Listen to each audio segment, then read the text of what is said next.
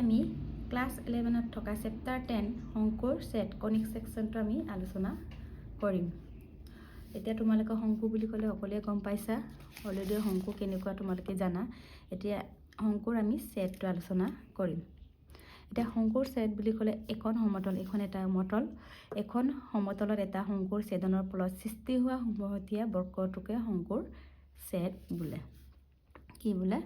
এখন সমতল আৰু এটা শংকুৰ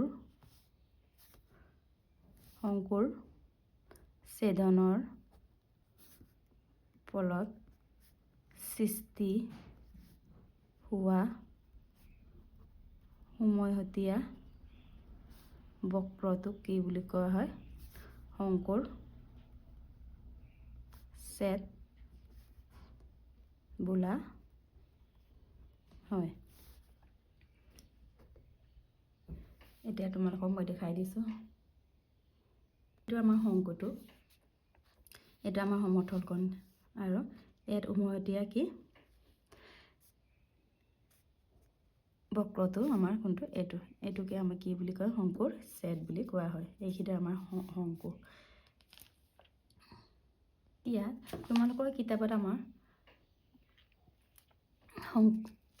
শংকুটোৰ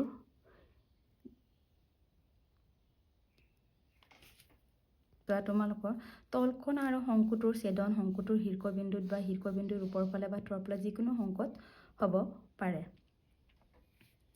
শংকুটোৰ ছেদনটো এতিয়া তোমালোকৰ NCERT বুক মতে আমাক ইয়াত কিহৰ ওপৰত আলোচনা কৰিব দিছে? বৃত্ত, উপবৃত্ত, অধিবৃত্ত আৰু পৰাবৃত্ত।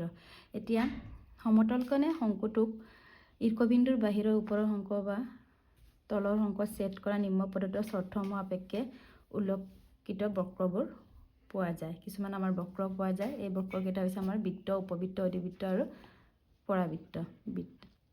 এতিয়া আমাৰ বৃত্ত হ'বলৈ কি? আমাক বৃত্ত, উপবৃত্ত, অধিবৃত্ত আৰু পৰাবৃত্ত, এই চাৰিটা। এতিয়া প্ৰথম আমাৰ বৃত্ত হ'বলৈ আমাৰ বক্ৰ উল্লেখিত কি চৰ্ত লাগে? আমাক 1 number beta equal to beta মানে আমাৰ কোণটোৰ মান যদি 90 ডিগ্ৰী হয়, তেতিয়াহ'লে আমাৰ বক্ৰটো কি হ'ব? এটা শংকুত সৃষ্টি হোৱা বক্ৰকেইটা কি হ'ব? যদি 90 ডিগ্ৰী হয়, বক্ৰটো এটা বৃত্ত হয়। বক্ৰ আমাৰ কেইটা উৎপন্ন হৈছে? আমাৰ 4টা বক্ৰ উৎপন্ন হৈছে বুলি ইয়াত দিছে। 1 নম্বৰত যদি বিটা মানে কোণৰ মান যদি 90 ডিগ্ৰী হয়, তেতিয়া বক্ৰটো এটা বৃত্ত হয়। আৰু alpha less than beta less than 90 মানে 90তকৈ সৰু। আলফা বিটাবোৰ আমাৰ কোণ হয়। যদি 90 ডিগ্ৰীতকৈ সৰু হ'লে আমাৰ বক্ৰটো কি হ'ব? আমাৰ উপবৃত্ত মানে ইলিপ্স হয়। আৰু বৃত্ত মানে জানাই চাৰ্কল। আকৌ 3 নম্বৰটো বিটা ইকুৱেল আলফা মানে আলফা আৰু বিটাৰ মান যদি সমান হয়, তেনেহ'লে বক্ৰটো হ'ব আমাৰ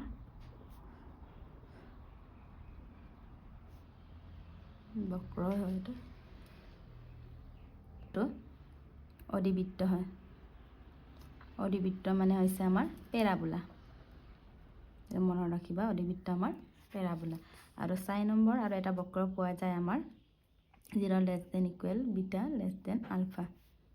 আলফাতকৈ বিটাৰ মানটো কি 0তকৈ ডাঙৰ হ'ব লাগিব, সমান বা আলফাতকৈ সৰু বা সমান হ'লে কি হয়? এই বক্ৰটো আমাৰ কি হ'ব? পৰাবৃত্ত। এইটো মনত ৰাখিবা, পৰাবৃত্ত মানে হাইপাৰবোলা। ইংলিছত কোৱা হয় হাইপাৰবোলা কোৱা হয়। প্ৰথমতে আমি এই 4টাটো আমি পঢ়িব লাগে। বক্ৰ 4টা পাইছোঁ আমি, 4টা বক্ৰ আমি আলোচনা কৰিব লাগে। প্ৰথম আমি 1 নম্বৰ বৃত্তটো আলোচনা কৰিম। বৃত্ত, চাৰ্কল মানে কি বুলি আলোচনা কৰি তোমালোকক আলোচনা কৰাৰ প্ৰয়োজন নাই, তথাপি মই কৈ দিছোঁ। এখন সমতলত এইটো সমতল নিৰ্দিষ্ট বিন্দুৰ পৰা সমান দূৰত্বত অৱস্থিত উক্ত সমতল আটাইবোৰ বিন্দুৰ সংগতিকেইটা আমি বৃত্ত বুলি কওঁ। বৃত্ত বুলি ক'লে এইটো, আৰু এইটো আমাৰ কেন্দ্ৰ, এইখিনি আমাৰ ব্যাসাৰ্ধ। এইটো ব্যাসাৰ্ধটো আৰু এইটো আমাৰ কেন্দ্ৰ হ'ল এইকেইটা ব্যাসাৰ্ধক আমি কিহেৰে চিহ্নিত কৰোঁ আৰেৰে তাৰপিছত কেন্দ্ৰটোক আমি কিহেৰে হ'ব এইচ কে আৰু এইখিনি আমাৰ ব্যাস এইটো ব্যাস এইখিনি আমাৰ জিয়া এইখিনি আমাৰ স্পৰ্শ হয়নে এইটো তোমালোকে অলৰেডি পাই আহিছা এতিয়া এইটো আমাৰ এটা বিন্দু এটা স্পৰ্শ বিন্দু এটা বা বিন্দু লৈছোঁ আমি এইটো আমি এক্স ৱাই আগতে তোমালোকে বৃত্তৰ কালি কি পাইছিলা পাই আৰ স্কোৱাৰ পৰিধি কিমান 2 পাই আৰ এতিয়া তোমালোকে পাবা বৃত্তৰ সমীকৰণ এতিয়া বৃত্তৰ সমীকৰণটো কি হ'ব আমাৰ এইটো মনত ৰাখিব লাগিব বৃত্তৰ সমীকৰণটো আমাৰ x minus h whole square y minus k whole square equal to r square ইয়াত x আৰু yটো হৈছে আমাৰ বিন্দু আৰু h আৰু kটো হৈছে আমাৰ কেন্দ্ৰ এইটো আমি কোৱা হয় আমাৰ বৃত্তৰ সমীকৰণ নেক্সটটো হ'ব আমাৰ 2 নম্বৰটো অধিবৃত্ত মানে পেৰাবোলা এটা বৃত্ত বুলি ক'লে সবে সকলোৱে চিনি পায় বৃত্ত কোনটো এইটো এটা অধিবৃত্ত বুলি ক'লে কি হয় এডাল নিৰ্দিষ্ট সৰলৰেখা আৰু ৰেখাডালৰ ওপৰত নথকা এটা নিৰ্দিষ্ট বিন্দুৰ সমদূৰৱৰ্তী উক্ত ৰেখা আৰু বিন্দুৰ সমতলীয় সকলোবোৰ বিন্দুৰ সংগতিক এটা অধিবৃত্ত বুলি কোৱা হয় এটা ৰেখাৰ ওপৰত এইটো এটা ৰেখা টানিলো আমি নিৰ্দিষ্ট এটা সৰলৰেখা আৰু ৰেখাডালৰ ওপৰত নথকা এটা নিৰ্দিষ্ট বিন্দু সমদূৰৱৰ্তীত ইয়াত কিছুমান বিন্দু টনা হৈছে দিয়া হৈছে সমদূৰৱৰ্তী সমান দূৰত্বত তেতিয়া আমাৰ এইটো গোটেইখিনি জয়েন কৰিলে যিটো বক্ৰ উৎপন্ন হয় এইটো হৈছে আমাৰ অধিবৃত্ত আৰু তোমালোকে এনেদৰে দিব পাৰে ইয়াত আমাৰ ৰেখাটা এইটো এইখিনি আমাৰ অক্ষ কি অক্ষ আমাৰ এইটো এক্স অক্ষ এইটো আমাৰ ৱাই অক্ষ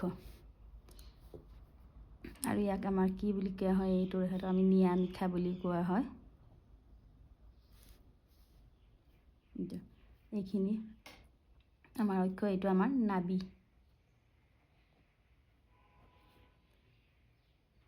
এইটো আমাৰ ঈৰ্ষবিন্দু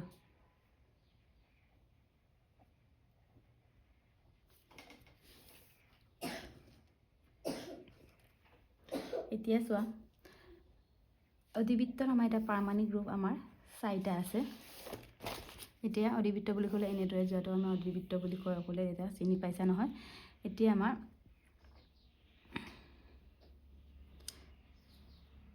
অধিবৃত্তৰ পাৰমাণিক সমীকৰণ কেনেকৈ হয় আমাৰ 1 নম্বৰ অধিবৃত্তৰ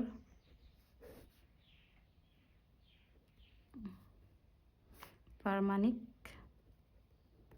সমীকৰণ 1 নম্বৰ আমাৰ y square equal to 4ax y square equal to minus 4ax y x square equal to 4ay আৰু x square equal to minus 4ay এই চাৰিটা এইটো আমাৰ কি অক্ষ x অক্ষ কেনেকৈ চিনি পাবা য'ত আমাৰ স্কয়াৰ নাথাকে দুটা আছে আমাৰ x y পইণ্ট x দুটা আমাৰ অক্ষ আছে x আৰু y কিন্তু অক্ষত আমাৰ স্কয়াৰ থাকিব নোৱাৰে ইয়াত y ওপৰত স্কয়াৰ থকাৰ কাৰণে এটা আমাৰ অক্ষ নহয় এইটো কি হবে x অক্ষ এইটো আমাৰ x অক্ষ কিন্তু এইটো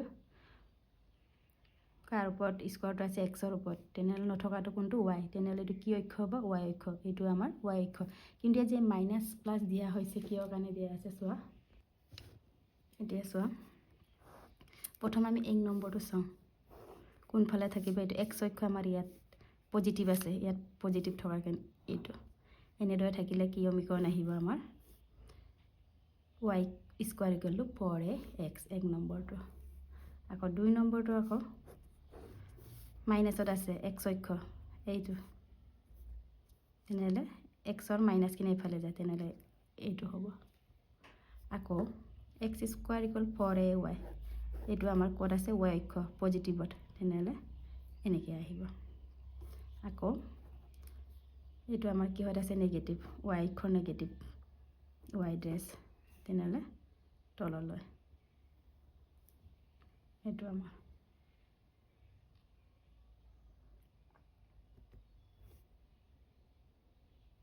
ইয়াত আমি এনেকৈ আৰু টানিব পাৰোঁ এইটো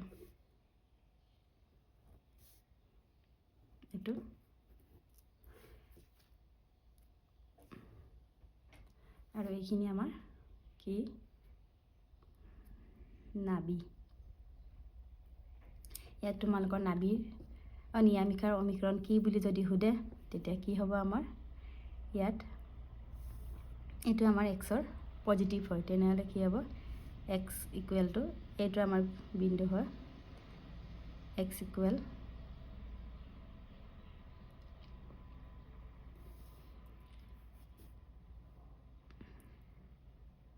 ইয়াত আছে আমাৰ নাভি এক্স অক্ষৰ এই চাইডে আছে কাৰণে আমাৰ এইটো কি হ'ব নাভি এইটো আমাৰ নিয়ামিকাৰটো এইটো লাইনটো আমি নিয়ামিকা বুলি কওঁ ইয়াৰ অমিকৰণ কি হ'ব এক্স ইকুৱেল মাইনাছ এ এইটোত হ'ব আকৌ ৰাইট চাইডে গ'লেগে আমাৰ প্লাছ হয় এক্স ইকুৱেল টু এ ইয়াত আকৌ কি হ'ব আমাৰ ৱাই ইকুৱেল টু ইয়াত ৱাই ইকুৱেল টু মাইনাছ এ আৰু ইয়াত ৱাই ইকুৱেল টু এ চাই লোৱা এইটো নিয়ামিকাৰ অমিকৰণকেইটা এইটো আমাৰ পজিটিভ তলৰ পৰা অহাৰ লগে লগে আমাৰ নেগেটিভ হৈ গৈছে এইটো যেনিবা এটা আমাৰ মূল বিন্দুটো আছিলে আৰু এইটো মূল বিন্দু তললৈ যোৱাৰ লগে লগে আমাৰ এইটো অধিবৃত্তটো তলত আছে নেগেটিভত কিন্তু মূল বিন্দুতে এইটো ওপৰলৈ যোৱাৰ লগে লগে মূল বিন্দুৰ ওপৰলৈ যোৱাৰ লগে লগে আমাৰ পজিটিভ হয় তেনে ৱাই ইকুৱেল টু আমাৰ এ এইটো আকৌ এইটো আমাৰ মূল বিন্দুৰ তললৈ অহাৰ লগে লগে ৱাই ইকুৱেল টু মাইনাছ এ এইটো আমাৰ মূল বিন্দু এই চাইডে অহাৰ লগে লগে লেফ্ট চাইডে অহাৰ লগে লগে আমাৰ মাইনাছটো হয়গৈ সেইকাৰণে এক্স ইকুৱেল মাইনাছ এ নিয়ামিকাৰ অমিকৰণটো আকৌ এক্স ইকুৱেল এ এইটো আমাৰ নেগেটিভ আছিলে ৰাইট চাইডে মূল বিন্দু ৰাইট চাইডে যোৱাৰ লগে লগে পজিটিভ হয় এইটো নিয়ামিকাৰ অমিকৰণ বুলি ক'লে এক্স ইকুৱেল টু এ এতিয়া তোমালোকক সুধিব নাভিৰ আমি চাৰিটা এটা প্ৰমাণিক ৰূপ পালোঁ এতিয়া নাভিৰ স্থানাংক নিয়ামিকাৰ অমিকৰণো পালোঁ এতিয়া নাভিৰ স্থানাংক বুলি ক'লে তোমালোকৰ কি হ'ব এক্স অক্ষত আমাৰ 1,0 আৰু নাভিৰ স্থানাংক ৱাই অক্ষত কি হ'ব 0, এ আমি জানো এক্স অক্ষ বুলি ক'লে x,0 এতিয়া আমাৰ স্থানাংকটো এইটো এ তাৰপিছত আছে আমাৰ নাভিলম্বৰ দৈৰ্ঘ্য নাভিলম্বৰ দৈৰ্ঘ্য 4a যিহেতু আমাৰ প্ৰামাণিক ৰূপটো কি 4ax এক্স অক্ষটোকে লিখিছোঁ তেনেহ'লে এইটো আমাৰ কি বুলি কোৱা হয় নাভিলম্বৰ দৈৰ্ঘ্য এইটো হৈছে আমাৰ অধিবৃত্ত এতিয়া নেক্সট আহিব আমাৰ উপবৃত্ত হৈছে আমাৰ ইলিপ্স ইংলিছত কোৱা হয় আমাৰ ইলিপ্স মুখেৰে কৈ যাওঁ এটা উপবৃত্ত হৈছে আমাৰ এখন সমতলত থকা দুটা নিৰ্দিষ্ট বিন্দুৰ পৰা উক্ত সমতলত থকা যিবোৰ বিন্দুলৈ দূৰত্বৰ যোগফল সদায় এটা ধ্ৰুৱক হয় এই আটাইবোৰ বিন্দুৰ সংগতিটোক এটা উপবৃত্ত বুলি কোৱা হয় এইকেইটাক আমাৰ উপবৃত্ত বুলি কোৱা হয় আৰু নাভি দুটাৰ মাজেৰে যোৱা ৰেখাখণ্ডক মুখ্য অক্ষ আৰু কেন্দ্ৰৰ মুখ্য অক্ষৰ লম্বভাৱে অংকন কৰা ৰেখাখণ্ডক আকৌ গৌণ অক্ষ বুলি কোৱা হয় এতিয়া চোৱা আমাৰ উপবৃত্ত মানেনো কি কেনেকৈ এইটো উপবৃত্ত বুলি কয় এইটো আমাৰ x dress Y dress Y অক্ষ তেনেহ'লে আমাৰ এইটো আমাৰ উপবৃত্ত এইটো কোনফালে বেছিকৈ গৈছে আমাৰ এক্স অক্ষৰ ফালে হয়নে আৰু যদি আমাৰ ৱাই ড্ৰেছ এক্স ড্ৰেছ এইটো কোনফালে আমাৰ বেছিকৈ গৈছে বুলি ক'লে আমাৰ এইটো ৱাই অক্ষৰ পালে তেনেহ'লে এইটো কি হ'ব ৱাই এক্সিছ এইটো হৈছে ৱাই এক্স অক্ষ আৰু উপবৃত্তটো দেখাত কেনেকুৱা এইটো আমাৰ এইটো আৰু উপবৃত্তৰ এটা সমীকৰণটো কি হ'ব এক্স অক্ষৰ সমীকৰণ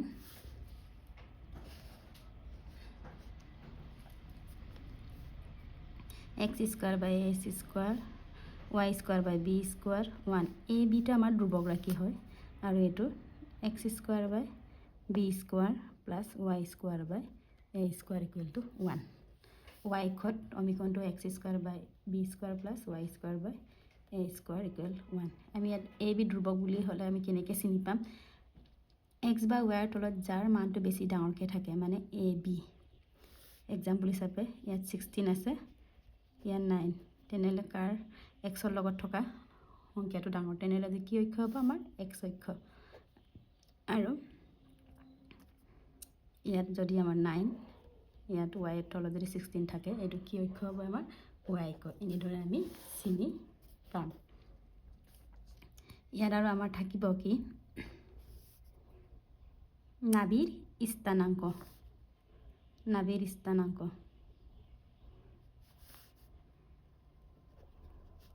নাভিৰ স্থানাংক কি হ'ব আমাৰ এক্স অক্ষত নাভিৰ স্থানাংক এক্স অক্ষৰ বুলি কোৱাৰ লগে লগে কি হ'ব প্লাছ মাইনাছ চি কমা 0 আকৌ নাভিৰ স্থানাংক ওয়াই অক্ষ বুলি ক'লে কি হ'ব 0 comma plus minus of C next আহিব আমাৰ নাভিৰ স্থানাংক মানে আমাৰ কোঅৰ্ডিনেট অফ ফ'কাছ তাৰপিছত আহিব আমাৰ ঈৰ্ষবিন্দুৰ স্থানাংক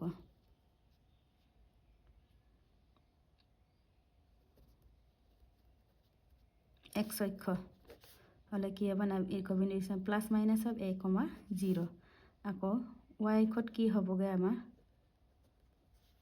কোঅৰ্ডিনেট অফ ভাৰ্টেক্স না ঈৰ্ষবিন্দু মানে coordinate of vertex 0 comma plus minus of A এইটো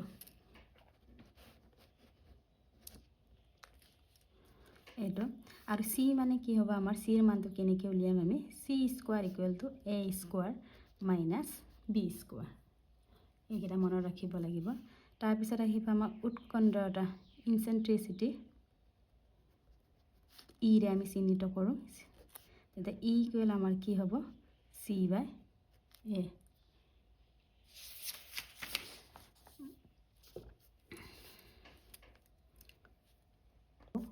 নাভিলম্বৰ দৈৰ্ঘ্য length of the let us rectum length of the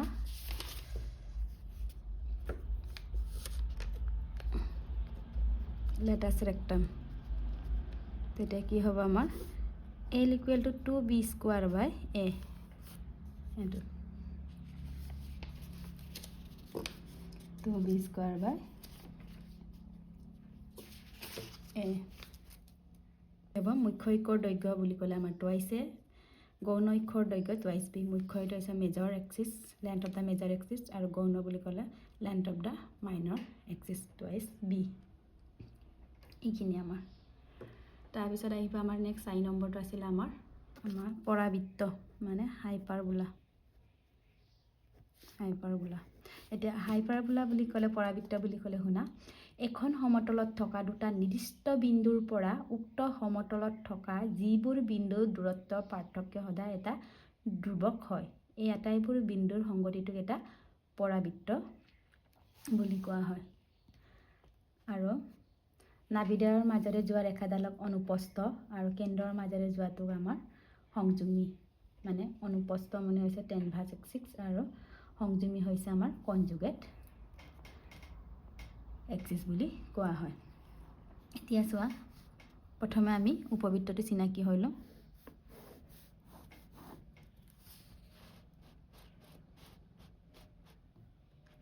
এইটো আমাৰ এক্স ড্ৰেছ এইটো ৱাই ড্ৰেছ এটা উপবৃত্ত বুলি ক'লে এইটো এনেদৰে এইটো কোনফালে আছে এইটো আমাৰ এক্স আৰু ৱাই ড্ৰেছ এক্স এইটো কোনফালে আছে আমাৰ ৱাই ড্ৰেছ ফালে এইটো আমাৰ তেনেহ'লে কি এক্সিছ এইটো এক্স এক্সিছ আৰু এইটো ৱাই এক্সিছ তেনেহ'লে আমাৰ পৰাবৃত্তৰ প্ৰামাণিক ৰূপটো সমীকৰণটো কি হ'ব x square by A square minus y square by B square equal to 1 এই বি আমাৰ ধ্ৰুৱক আৰু y square by a square minus x square by b square equal to 1। ইয়াৰ এক্সিছটো কেনেকৈ চিনি পাবা? এক্স অক্ষ বুলি ক'লে এক্সটো আগত থাকিব আৰু y অক্ষ বুলি ক'লে ৱাইটো আগত থাকিব। একেই হ'ব আমাৰ প্ৰথমে চিৰ মানটো কেনেকৈ উলিয়াব? C square equal to A square, আগতে মাইনাছ আছিলে উপবৃত্তত, ইয়াত কি হ'ব প্লাছ ই ইকুৱেল আমাৰ উৎকেন্দ্ৰতা চি বাই এ, নাভি লম্ব একে থাকিব, নাভি লম্ব দৈৰ্ঘ্য 2b স্কোৱাৰ বাই এ। আৰু আমাৰ কি লাগে? নাভিৰ স্থানাংক, একে নাভিৰ স্থানাংক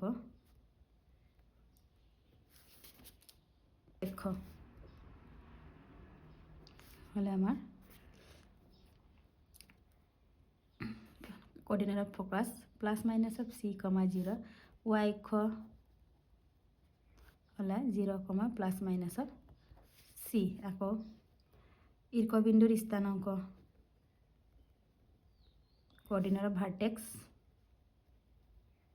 x অক্ষ বুলি ক'লে একে প্লাছ মাইনাছ a, 0 আৰু y অক্ষ বুলি ক'লে 0, প্লাছ মাইনাছ অফ a।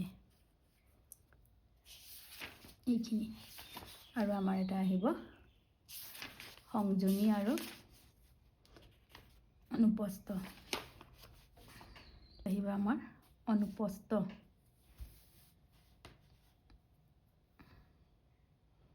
অনুপস্থ অক্ষৰ দিক বুলি ক'লে আমাৰ টুৱাইছে, আৰু সংযমী আগৰ পৰা উপবৃত্তত আমি কি কৈছিলোঁ? মুখ্য আৰু গৌণ, একে কথা, টুৱাইছ বি। এইখিনি তোমালোকে কিন্তু মনত ৰাখিব লাগিব। নাভিৰ স্থানাংক, ঈৰ্ষবিন্দুৰ স্থানাংক। এতিয়া আমি কেইটা বক্ৰ আলোচনা কৰিলোঁ? আমি 4টা। কি আছিলে? বৃত্ত, অধিবৃত্ত, উপবৃত্ত আৰু পৰাবৃত্ত। তোমালোকে ভালকৈ মনোযোগ দি চাবা। যেতিয়া আমি এক্সাৰচাইজ লেচন ৱাইজত কৰিম তেতিয়া ভালকৈ বুজি পাবা। ইয়াৰ পিছত মই এক্সাৰচাইজটো আলোচনা কৰিম।